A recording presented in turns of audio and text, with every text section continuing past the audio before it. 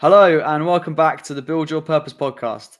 This week, we are joined by the Atlantic Escapades Team, who successfully rowed across the Atlantic in 2023. Fellow Christopher Ward challengers, and one a recent graduate from Oxford University, and the other a record holder for rowing solo around the UK. Rosalind Chaston and Andy Hodgson, welcome to the Build Your Purpose podcast. Hello, thanks for having us.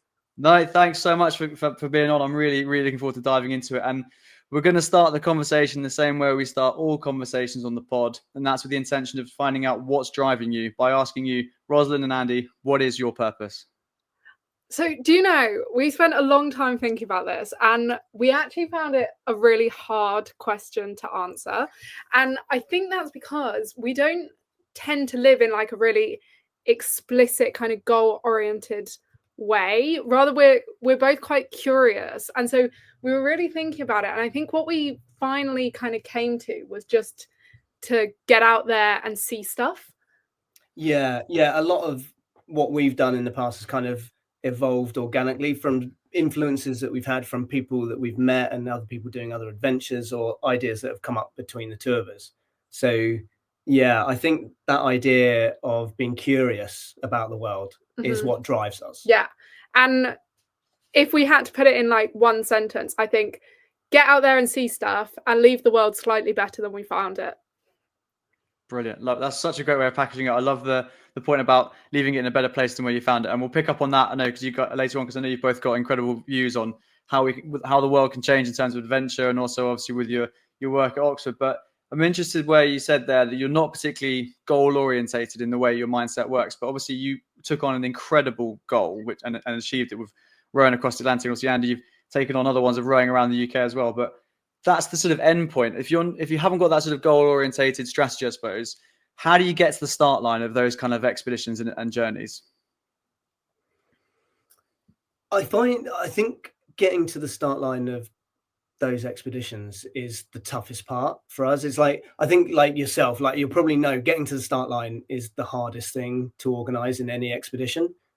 Doing it is actually so much simpler, like, because you live in a simple way. Fine, you're putting your body through real stress and hardship and starving and exhausting and all of that, but like the planning and organization and the fundraising and all those things that go into the prep is something that doesn't really come naturally to us. So we never really set out with a major target. We just have an idea of an adventure that we want to be on, and step by step work out how we're going to do it, and we progress that way. Yeah, certainly once we've decided we are going to do something, once we have our goal, we work really hard towards that. Like when we decided to row the Atlantic, it was literally within 10 minutes of meeting each other. I had never heard of ocean rowing, started chatting to Andy, who obviously had rowed around Britain. And that's what I mean when I say it's not this kind of specific goal. It's more that I heard this idea and I was so inspired by it that we decided to just go full ham at it. And so then we kind of work backwards from what is the goal? How do we get there? And, it's a lumpy ride to get there, but I think that's probably the idea. We take inspiration where we find it and we run with it. That's such a great way of looking at it. And I know there's so many quotes out there talking about, the harder you look for something, the harder it is to then go and find it. So you just kind of trust the process, and whatever you come across, if you're curious enough, that's the thing that you'll latch onto and go for it. But I want to pick up on the Atlantic Road, because it is such an enormous challenge. It's up there with Everest, or these huge expeditions. Actually building towards it, because I had the similar experience building up towards Lenin Peak, where the goal and the end point kind of becomes almost overwhelming at times, because that you've got this big event happening in your life, whether it's rowing the Atlantic, climbing Everest, going to Lenin. It's going to be a bit of an ordeal. How did you guys cope sort of mentally? Obviously the physical prep is one side of it, but the mental prep of a big expedition, when you're on that precipice about to go into it, what coping mechanisms did you have? Because obviously you're part of a team, working together. How did you navigate that process? It was hard. I mean, so we'd worked with a sports psychologist before we went to try and, visualize what we're going to be up against. But I think you'll probably know from your expeditions, there's no real way of preparing for it in terms of what you're about to put yourself into. However hard you train, it's going to be different when you're out there. And so I think it was for us really just about building off each other and being quite honest with each other. What do you think? Yeah, there was a lot of communication, and that's again what we did with sports psychologists a lot, was like how we work as a team. Because obviously me going from solo around Britain and just being alone at sea for so long, like 175 days without seeing anyone and really talking to anyone, like to then transferring that to working within a team and not doing everything hard and fast the way I want it done, meant that, you know, communication between the two of us was key. And you know, we had to delay a year, and at that point, you know, you think you're on that precipice of it all falling apart, and that if you delay 1 year, then it may never happen and everything like that. And there was really hard times of, like, you know, several years of fundraising and trying to make it happen, and just feeling like it's an uphill struggle and never actually going to get off the ground. So for us, really, that communication within the team and being able to be open and honest with each other not only sort of helped the project, but really sort of cemented our relationship as well. And I think also it actually helped having to work so hard to get to the start line. You'll know this, because once you're there, it's all you've got to do is, you know, row the Atlantic or climb this mountain, because all of that kind of stress of the campaign and the fundraising, that kind of goes away. And so obviously it is scary and it is a challenge, but it's so simple in other ways that, I don't know, I think we were both just keen to get stuck in. It would be so long building to it that we just were desperate to go. Yeah, I can completely you know, get on board with that. The prep for an expedition or fundraising for it is way harder and way more taxing than actually getting on with it, because that's the fun part at the end of the day. I'm interested there, and you're talking about over 170 days at sea alone. How did you navigate that? What was it like? What were the challenges like? And then comparing that to them being in a team again, you know, alone, but, you know, with one other person at sea. What were the challenges that you faced that you thought the initial expedition of being solo prepared you and prepped you for going at it in a team? I think that sort of length of time alone, you have to then just become very stoic about what you're doing. Like, there's no one to get worked up with, or like if you're in those moments of real fear where you feel like you're out of control, and obviously at sea you are completely at the mercy of the conditions, and if you get yourself into a bad situation, it's not like you can take shelter somewhere and hide. It is happening to you. Like, the earth is trying to swallow you up. It's not going away. So you have to sort of really sort of develop this sort of stoic attitude to it, and I guess that was it. I sort of turned inwards a little bit doing that, but I kind of had prepared for that, because a lot of people ocean rowing go for the challenge and go racing, whereas I took on Round Britain in a completely different attitude, in that the plan was expedition. It was like, I want to see what's out there. I am going to pack the boat full of food. I'm going to spend the entire summer at sea, and, you know, I get back when I get back. It's not like, right, I've got a specific goal, I'm going to get round as fast as possible and celebrate. And so I was kind of prepared for it from that point of view. But you also you go a little bit stir crazy. That amount of time with just yourself to talk to, you do go a bit mad. Yeah, Rosalind had some fixing to do when she found me. Yeah, I bet. I mean, that's the thing. In my own small way, I had a similar, you know, experience of being inside my own head. Did a marathon a couple of weeks ago, and about 5 miles in, my headphones flooded and broke, and so I was then by myself in my own head for like 3.5 hours. And that was 3.5 hours. You were 170 something days. It's incredible achievement to do that. And I've spoken to the guys, there's a couple of guys that have been down in the South Pole doing it solo, and they say it's just sometimes the loneliness is really pressuring. You know, it feels like it's almost weighing down on you. And I think it's just incredible that people can go and do something like that by yourself, because obviously at that point, when you're in an isolated environment like you were, you are the safety net. There's no one else to rely on. How did you find that? Did you find that you really had to focus in on just trusting that you knew what you were doing, you were fully prepared, you'd done the prep work, and that allowed you then to have that freedom to just pack the boat with food and then get after it? Definitely. Yeah. Again, it all goes down to prep and building that experience step by step on the water. Like, I had a good shore team, and I had like expert advice from like Rannoch and the best in the business in terms of getting started from absolutely nothing. I'd never rowed before, I'd never sailed before, or anything like that. But I spent 2 years prepping and learning the sea, learning the weather, learning seamanship, the whole lot. And so from that point of view, like it was a long build up of building those skills properly, and not just shoving a boat out at sea and going, "Oh, I've been down the beach, it's fine." It's a long prep. And then, yeah, when you're out there, you know, we planned the route in terms that, you know, each section is going to be an elevation in experience and conditions. And then, yeah, and then you just have to rely on those skills and that preparation that you've built up, not make silly decisions. That's the big thing when you're on your own, any solo expedition. You have to be a little more cautious that there's no one there to back you up. You have to not put yourself in an extreme situation. You can challenge yourself, but don't go overboard. Like literally don't go overboard. It's like, don't push yourself to the limit where you put yourself in danger.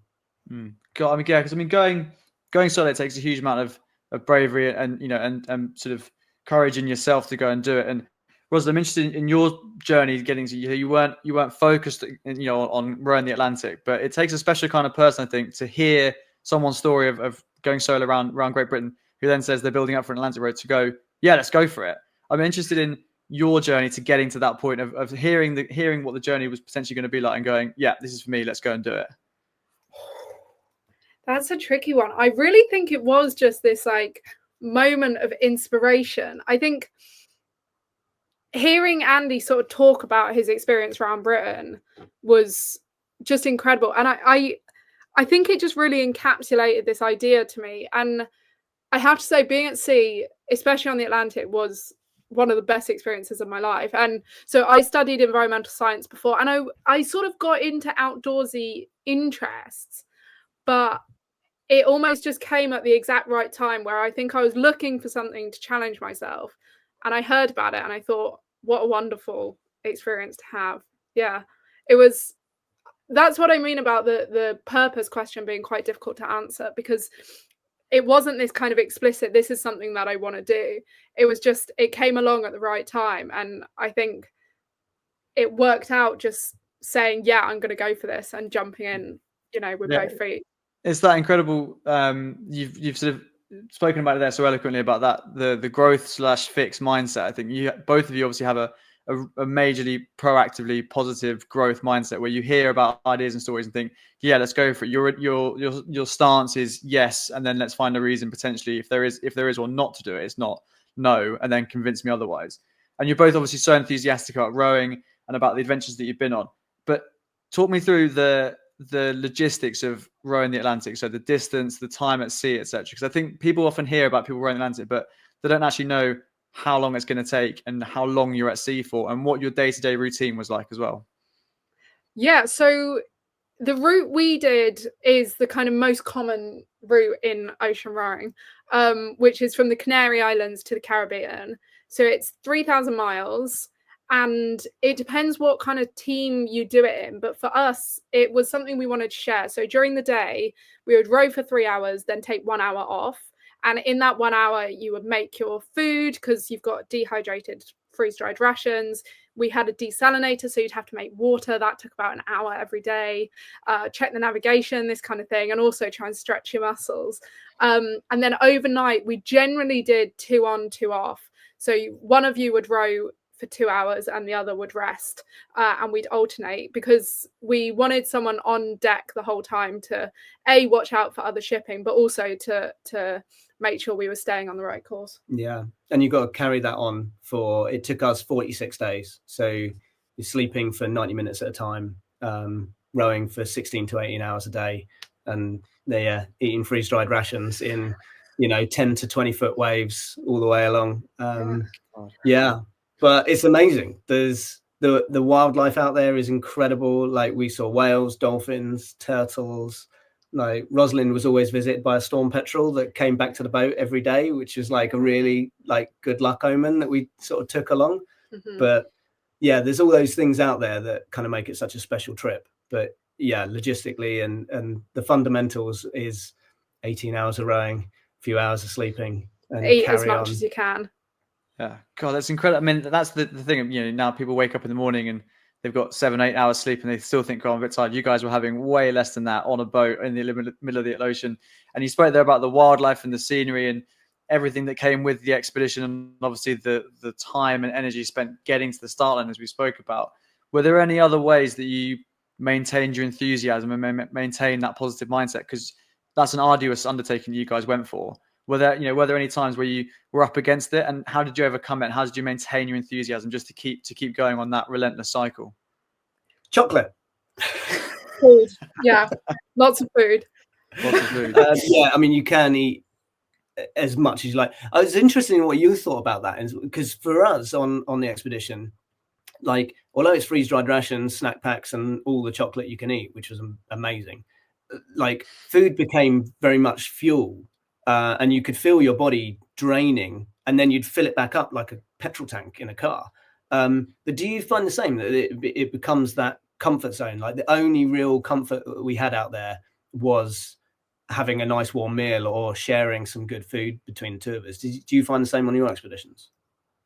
Yeah, definitely. I think I always say to people, if they ever ask any advice, like what to do before they take on a journey of whatever it is, mountaineering, rowing, hiking, etc., is the food element is so crucial. And from a sort of safety perspective, you need to have enough of it. But also, if it's something that you're used to having, it's food that if it's the same brand of chocolate that you eat at home, or if it's the same type of food that you eat at home, it does bring that element of comfort, whether you're in a tent at 6,000 meters when it's blowing a hoolie outside, but you've got something that gives you that bit of comfort, because you are clinging to little bits of comfort in those kind of environments, because it's not a particularly comfortable environment to be in, as I imagine it isn't in a boat on the middle of the Atlantic. So yeah, food is crucial. It brings an element of comfort. But like you as well, I mean, I lost 1.5 stone on the expedition in Kyrgyzstan, and that was in just under 4 weeks.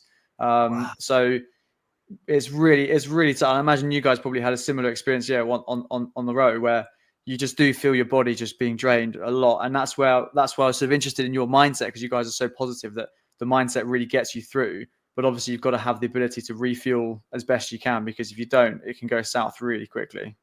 Yeah, I think I also found a lot of enthusiasm just from trying to be in the moment. Like, my favorite thing in the world was, it obviously you've got the entire horizon around you, and it sort of looks like it curves a little bit, and so I always thought of it like you were in a planetarium, right? Because at night you had stars from the horizon all the way up and around, and you'd be sat there rowing.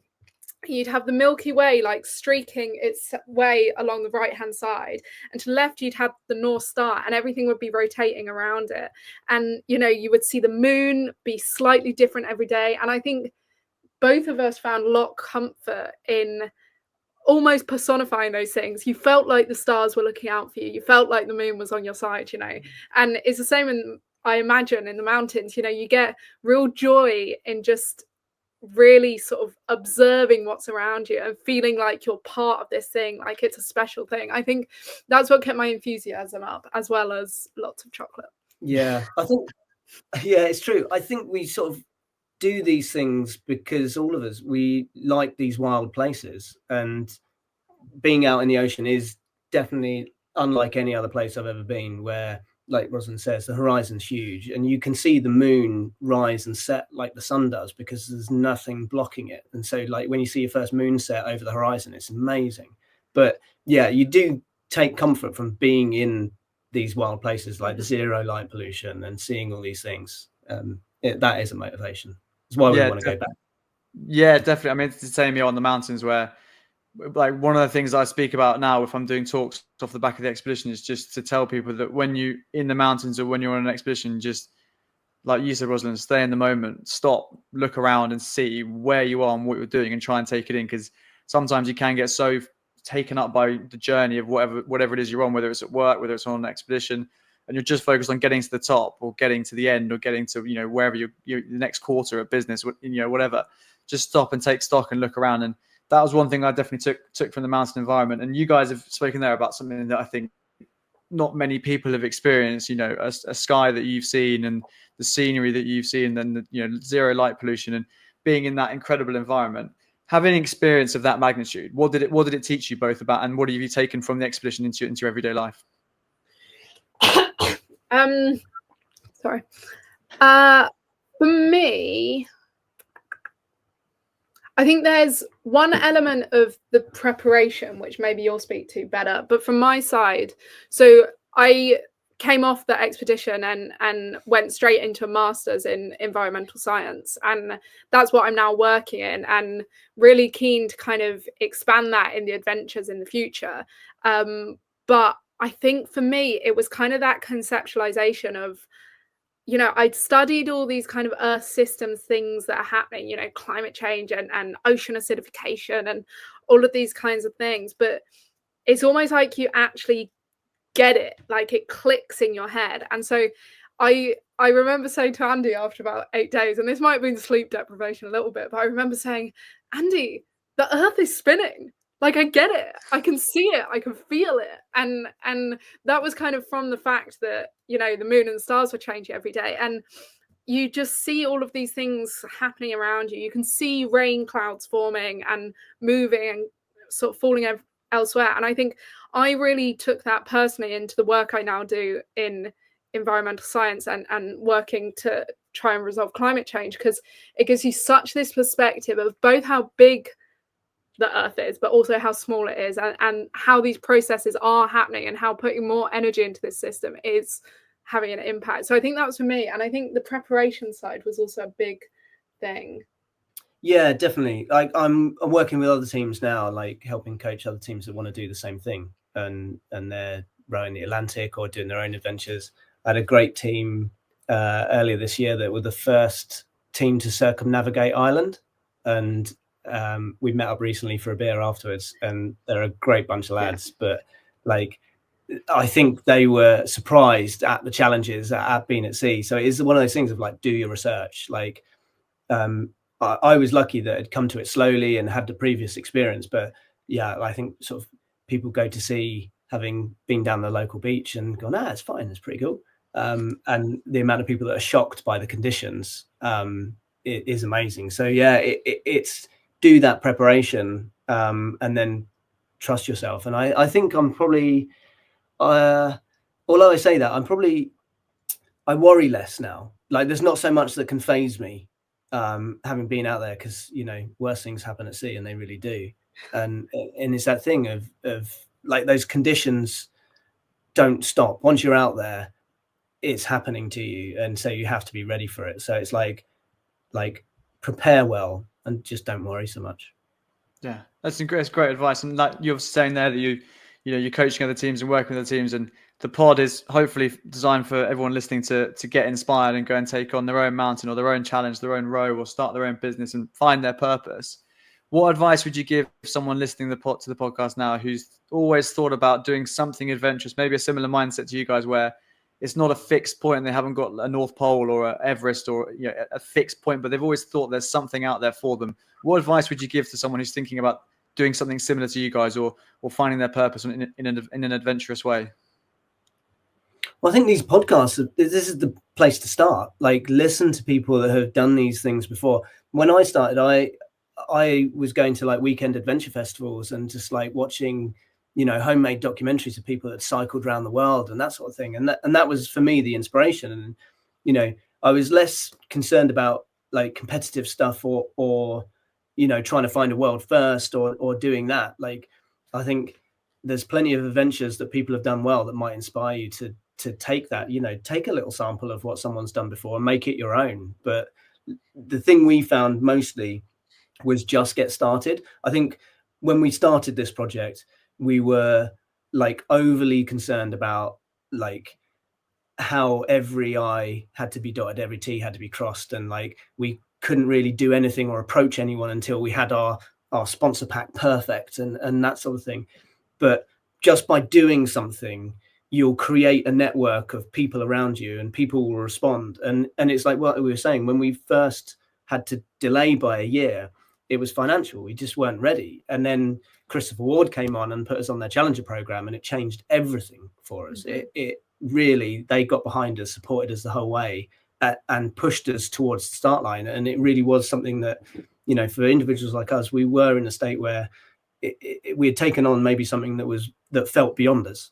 And then we built this little network of people behind us, and really supportive businesses and good people that just were rooting for us. And I think that's the big thing. Like, just get started, just make that first step, find some inspiration, make that first step, and things will evolve. It might not be the expedition that you first planned or you first thought of, but something will happen and something good will come out of just making those first steps. Yeah, 100%. And I think it's great you mentioned Christopher Ward. I obviously alluded to them in the beginning, and a very similar experience to you guys. When I first tried to go to the North Pole, had to postpone a number of times for COVID / there was political reasons up there. Then, but initially, yeah, financially, I just wasn't in the position to do it because it's such a vast expedition. And yeah, luckily, I then was put in touch with Christopher Ward. Approached them, and like you guys have just got nothing but admiration for that organization and the people behind it, and Mike and the guys that created such an enormously impactful organization. And yeah, I know we're both very grateful to be part of what they're doing. And yeah, we'll see what the future holds for all of us. I think because it's an exciting partnership that we've all got with them. But in terms of what you said there about just getting started and then the journey that can then take you on, I think it's so crucial. And it does all come back to, for a number of times now in this conversation, that open-mindedness, that curiosity. And like you said there, it might not be the expedition that you first thought of, but having just the ability to adapt and just go where the journey takes you is so crucial. Would you guys agree with that? As you just have that open-mindedness, not have a fixed goal, just see where it takes you. 100%. And I think it really does come back to just be curious. And there are so many people out there who are really good people who have done some amazing things.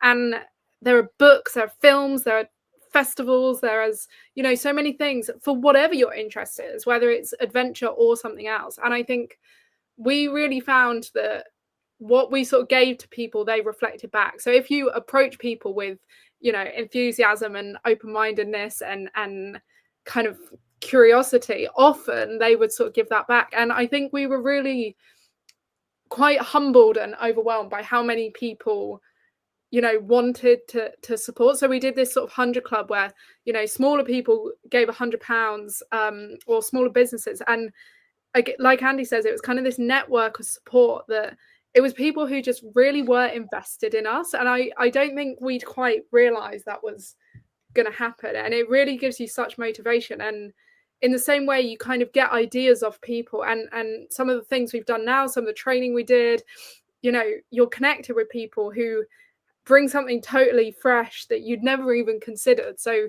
100% be curious and respectful, and yeah, good things can't go too far.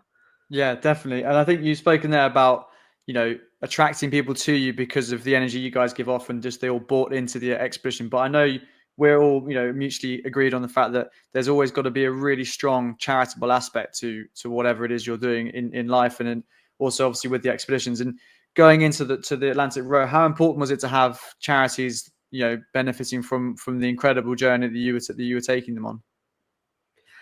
Really important to us. I think the charities we chose were really personal to us. So Andy's nominated charity was the RNLI, and you knew a lot of the crews from around Britain, didn't you? Yeah, so I had personal contact with a lot of the crews from around the whole country when I was going around, and I'm still in touch now. And even a coxswain from Tobermory came out to see us off when we were out in Gran Canaria, and it was just amazing. It just so happened that we happened to both be on the island. He was on holiday and we happened to be there launching, and he was like, I'll come down and see you guys. And it's we hadn't seen him in a few years, but we'd sort of kept in touch, and it was lovely. And so for me, yeah, I have that very personal contact with the RNLI, and often my dad would joke with me that I'm just prepaying for my own rescue, but it's not up for yeah, we've got away with it so far. But I think it's a great charity, and like I say, they keep us safe at sea, and yeah. It's an important charity for me. Yeah, and for me, my nominated charity was Blue Marine Foundation, who obviously with my kind of environmental science interests were really fundamental to it. And I think for us, it was almost like we wanted to make the miles count. It was clearly this kind of personal adventure that we were on, but it was almost like this extension of London Marathon kind of thing. I think it's really hard to fundraise at the moment. And generally, you've got to give people something to buy into. And so it definitely kept us motivated out at sea. Yeah, definitely. Like Rosalind says, it is about, it is a personal expedition, no doubt about that. But if you put yourself in that situation and you can do some good out of it, then that's all part of it, I think. I don't think we can claim that we went on a charitable expedition, but equally, I don't think our motivations were solely, paying for our gap year. Do you know what I mean? And so I think you do have to make those miles count. And I think, again, like Rosalind says, an extension of the London Marathon, if you're asking people to buy in and invest their hard-earned money into a charitable cause or something, I think you have to provide something that's investable, that they're like, actually, fair play, I'll chuck in a tenner. And so, yeah, so it's about combining the both. And luckily, it's two things that we love. And we're very lucky to be in that situation where we can do that. Yeah, absolutely. I mean, I can speak, to the difficulties of fundraising, particularly from individual giving. So people putting their hand in their pocket because of everything that's going on in the world. And I saw a graph the other day that showed that there was something like, I think it was 100 and something billion went into philanthropy from people putting their hand in their pockets in America alone. But then if you looked at the corporate philanthropy sector, so businesses investing in charities, was something like 30 billion, which is still a huge amount of money, but comparatively tiny to people putting their hands in their pockets. And there's huge value in businesses coming alive to working with charities and working with people who are doing expeditions for charities or with charities to go through it, especially for two organizations that are so obviously close to both of your hearts and are also doing incredible things. And I just want to pick up from a personal interest, because obviously all my life heard of the RNLI and seen documentaries and things about them, but the challenges that those teams face day to day, how do they overcome them? Because presumably it's volunteer, a lot of it's volunteer based, and they're giving up their time to go in these incredibly dangerous environments. Just sort of put a bit of context around what it takes to become a member of the RNLI and what those guys go through on a day-to-day basis. Yeah, I mean, the crews are largely volunteers. In fact, almost all just volunteers, give up their time. They're local people from the coast, or already skilled coxswains or fishermen in their own right. But they're really well drilled and really well trained. I remember my first row, because I was raising money for them, I went down and did a course at the RNLI and in Poole in Dorset, and they chucked me in their wave pool and we did like survival training in there, and it's an incredible facility. But yeah, they drill the teams really hard, and I genuinely, I think it's extraordinary bravery. On top of that, they're well trained, but to be out in some of the worst conditions that we've ever been in sea, and just to have someone on shore going, yeah, we'll go and get them. It's just brave. It's incredibly brave. And yeah, and I just, I want to sort of share my gratitude towards that with them. But yeah, it's a lot of hard work, and they're on all year round. If that beeper goes off, they will get on the boat and they will go and save lives. And I think it's pretty admirable. Yeah, unbelievably so. It's incredible. And yeah, I think, anyone that's interested in supporting the RNLI, go and see them and put some money towards them, because I think it's an unbelievable organization. And another unbelievable organization is the Blue Marine Foundation, that I know obviously is close to your heart, Rosalind. And you've now just come through a master's degree at Oxford, so you've had two incredible experiences. You were in the Atlantic and now, graduating from Oxford, all of it focused on a kind of an environmental aspect. Armed with these experiences that you've had, what's your vision for the future in a sustainability context, particularly within the oceans? Because we hear so often the dark future, whether it's microplastics, whether it's pollution, whether it's rising sea levels, the dredging, the overfishing. There's so much going on in that environment that's really quite damaging and also very worrying. Armed with your incredible experiences that you've had, as I say, on actually at sea and now obviously at uni, what's your vision for the future of that environment? It's a really tricky one. The oceans are not in a happy place. And I think one thing that we kind of found was, because it's a bit of a more sort of abstract like location, I think people often struggle to connect with it. And even when we were at sea, we were on this route that has big currents. So it's not like this, you've heard of the Pacific garbage patch where all the plastic kind of collects. Even on the route we were doing, where you wouldn't normally expect to see anything, you are getting, old fishing gear. We saw flip-flops, we saw plastic bottles, this kind of thing. I think from an environmental perspective, there's a lot of exciting work happening in terms of trying to get these sort of ocean treaties, these protected areas, but also in terms of the governance of, there's hopefully going to be a new plastics treaty coming out. We hoped that it was going to come out this year, but it looks like there's a bit more work to go on. But I think the oceans are not in a happy place. The sort of triple threat of climate change linked to acidification and plastics. and obviously overfishing, dredging. There's a lot happening. It's a very threatened area. And if 2 people can row across one in 46 days, they're not actually as big as we think, right? So I think it's a challenge, but I think I kind of take inspiration in the fact that there's so many people dedicating so much time to really improve the governance of it. But I don't think it's going to be an easy couple of decades at all. I'm now working in net zero and trying to sort of improve the governance of that. But I sort of flip between real inspiration at how many good people are doing such good work and a reality of what's actually happening and the enormity of the challenge we face. So it's going to be quite a pivotal year, quite a pivotal decade, I think. Yeah. God. And looking to the future. Oh, sorry, Andy, go on. Yeah, no, I was going to say Rosalind is clearly much smarter than me on that environmental science point of view, but we noticed it on the ground when we were out there that the last few years, the trade winds that, you know, people had relied on since Columbus are breaking down, and the system is breaking down, and we're starting to see that. And whether that's more flooding on land because there's hotter oceans creating more clouds and that's causing heavier rainfall and flooding, we really noticed that those trade winds were breaking down and the route wasn't as easy. And the same is occurring this year. The fleet that are crossing this year are being heavily disrupted by really unusual weather systems that are now challenging the weather models and the forecasting, making it much harder because it relies on old data gathered over years, and that data is now not equating to what we're actually seeing year on year now. So, you know, it's not an underestimate to say that the oceans are under threat and that they've absorbed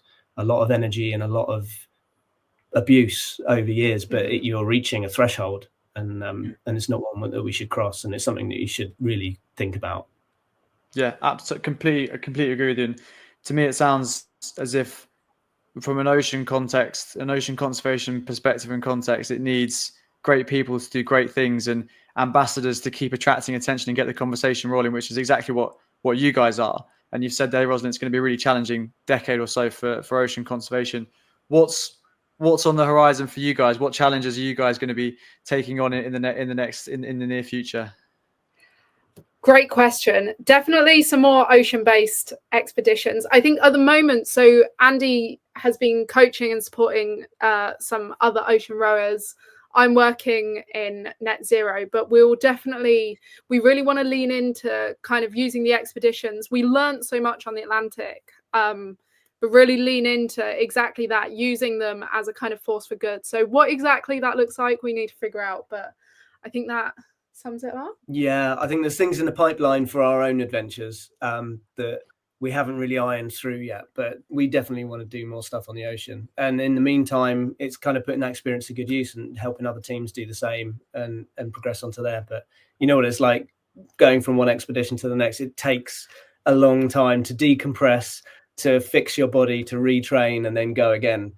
So we're kind of in that we're ready to go again phase, and we just need to sort of iron out what we are. But yeah, excellent. So kind of watch the space, and there'll be things in the pipeline.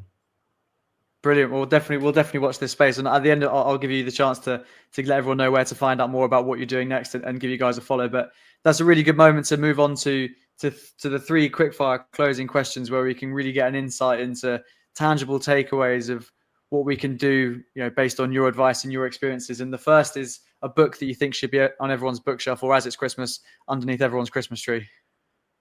For me, it's Book of Tides by William Thompson.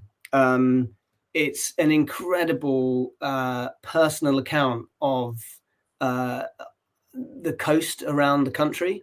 And like I say, so many people kind of go to the beach and then think, oh, I can row an ocean, or I've been to sea, I've been out when it's rough.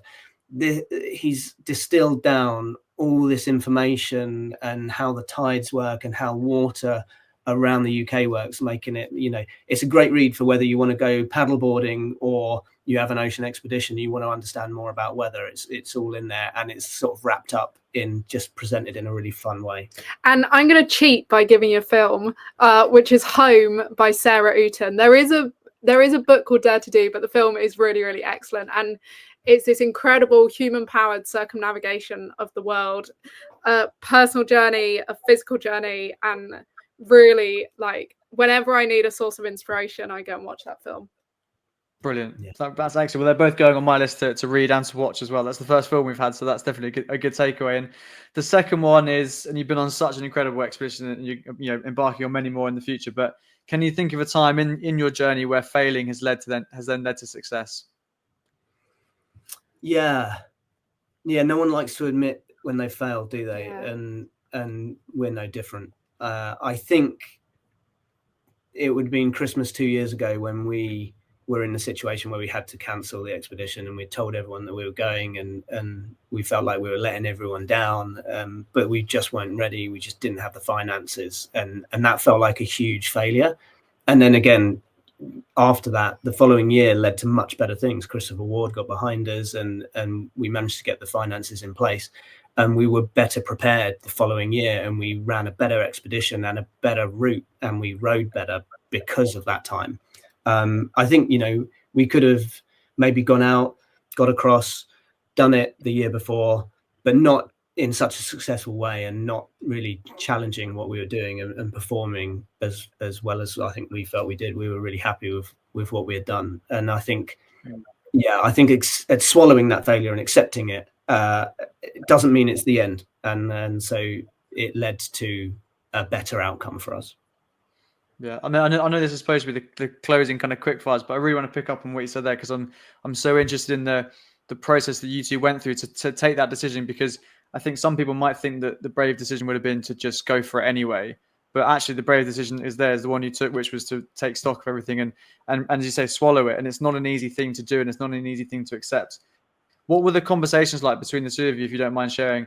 You know, how you came to the decision to say, you know, look, this is the outcome, and we're going to go with it, because it's not an easy thing to do to come out with saying it's not going to happen. I did it with the North Pole. People still come up to me now and say, "Did you ever go?" And it's like, you know, it's so tough. What was it like between the two of you to come to that decision, especially at Christmas, where it's also, you know, so much else going on as well? I cried a lot, quite a lot. I think honestly, the biggest thing for ocean rowing, for all kind of adventure expeditions, is you just have to be completely honest with yourself. And there were certain things that were concerns.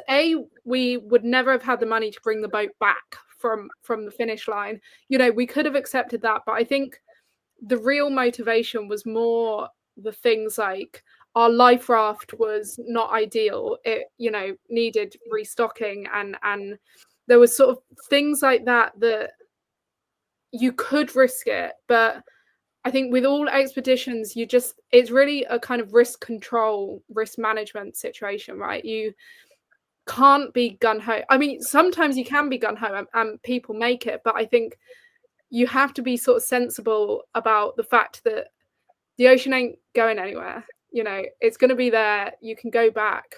Maybe not the North Pole, right? But it's sorry, dark joke. Just that one there.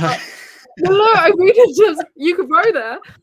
Could you actually? Yeah, that's probably something we should talk about, because that is the only real way of getting there now. Yeah. So I think it was just being completely honest with ourselves. I mean, it was a really, really hard decision, because, you know, we weren't in a good place at the time, but it is just being honest with yourself and realizing that it's not going anywhere.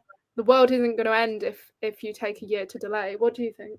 Yeah, I mean, I think we were pretty forensic about it. We went through the kit that we had available to us, and the finances that we had available to us, and it was staring us in the face, no matter how much we didn't want to admit it, that it wasn't going to happen. And so by being methodical and working through that, the answer was there. And at that point, you just have to accept your limitations. It's like, with all of this, you should push your limits, but accept your limitations and don't put yourself in a silly situation. So it was the right decision, and we knew it. It was really hard to come to. Yeah, no, it's such an incredible decision to take, and also to navigate it, but also then to have the resilience to just pick yourselves back up, and then just sort of reattack that whole process, and then obviously eventually overcome it and achieve your goal, which is fantastic. And obviously talking there about overcoming failure and, you know, learning on the journey. We spoke earlier about learning on the expedition too, and on the podcast here, we ask everyone to write a postcard to their 20-year-old self, imparting a piece of wisdom you've learned on your journey to build a collection of purpose-driven advice for us all to learn from. And I wonder if you guys might be willing to share yours. Sure. Do you want to go first? Or this was really hard. This is really hard because this is like, I don't know, writing your dating profile, your CV, and self-reflections all in one. It was dead tough. I think Rosalind sort of sums it up really well when she talks about the 2 expeditions in one, in that I was in a bad place when I did Round Britain, and I was running away from something, and I was happy to be at sea the whole summer and spend that long alone. And then the difference between our expeditions now is that we're running towards something. It's a joint endeavor that we're going towards stuff. And so my postcard says, "Greetings from Barbados. It's a long journey from the shadows to the open ocean, but stay the course and you'll see things that you couldn't possibly imagine right now. Wish you were here, Andy." Wow. And I went for, "Hi, Rosalind. I know you're all uncertain and anxious at the moment. Don't let that stop you trying new things and putting yourself out there. People will reflect back what you give to them. So show them competence, kindness, and fun. You'll be just fine. Enjoy it." Wow. They're 2 brilliant postcards. Thank you so much for taking the time to write them and also sharing them, because there's some brilliant piece of advice there. And yeah, that's just fantastic. Thank you so much. And all that remains to say is, for all of our listeners, where can they find out more about where you guys are going, the journey you're about to go on, expeditions you've been on? Where can they connect with you? Yeah, so our website is www.atlanticescapade.com, and we're on social media as Ocean Escapades. And yeah, we will be announcing some stuff in the new year about what we're up to, and updating the website to reflect the things we've done as well. Brilliant. Excellent. Well, I look forward to hearing all about it. I'm sure everyone listening will do as well. All that remains now is to say, Roz and Andy, thank you so much for joining me on the Build Your Purpose podcast. Thank you so much for having us. It was Cheers, so fun. Tom. Yeah, it's been so good. Thanks for having us on, man. No, thank you so much. Take care. Thanks for listening to the Build Your Purpose podcast with me, Tom Hicks. If you enjoyed today's episode, please like, subscribe, and share it with others who might enjoy it. And if you can leave me a review on @BuildYourPurposePod, it really makes a difference. Keep working towards your purpose, and I'll see you in the next episode.